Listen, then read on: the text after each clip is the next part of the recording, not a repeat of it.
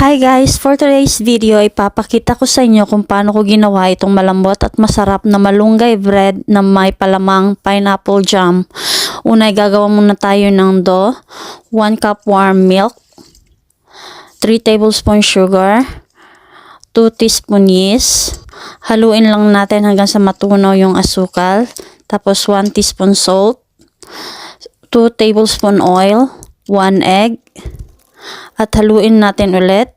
Tapos ilagay na natin ang 3 and 1/4 cup all-purpose flour at mix ulit.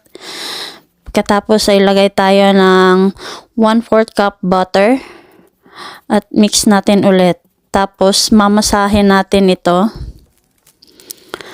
At naglagay ako dito ng 1 tablespoon malunggay powder. At masahin natin ito for 10 to 12 minutes hanggang sa maging elastic na siya.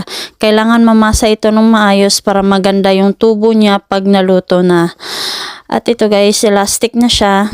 I-rest na natin ito for 1 hour. Naglagay lang ako ng konting mantika at takpan natin ito sa tela. Tapos gagawa tayo ng palaman, isang buong pinya, at hiniwa ko lang siya ng maliit tulad niyan guys. Tapos naglagay lang ako ng 1 cup sugar at lutuin natin ito hanggang sa maging ganyan na siya. Konti na lang yung sabaw niya. Huwag lang ipa-dry masyado kasi titigas siya. After 1 hour, umalsa na siya. I-punch lang natin para lumabas yung hangin at i-divide natin ito into 12 pieces at bilugin natin isa-isa.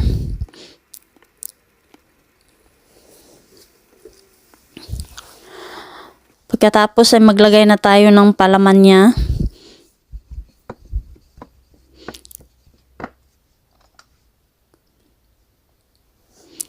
At i-sealed lang natin ito ng maayos para hindi mag-leak yung palaman.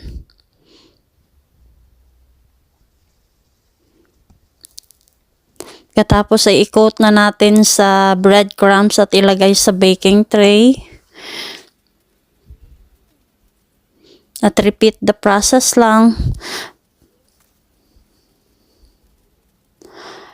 Pagkatapos ay i-rest na natin ito for another 1 hour. At after 1 hour, umalsa na siya at i-bake na natin ito sa 160 degrees Celsius for 15 to 20 minutes. At ito, luto na siya. Napakaganda at napakasarap nito. At syempre, tikiman na. Sarap talaga ng pineapple jam kahit anong tinapay. Amoy na amoy mo yung malunggay.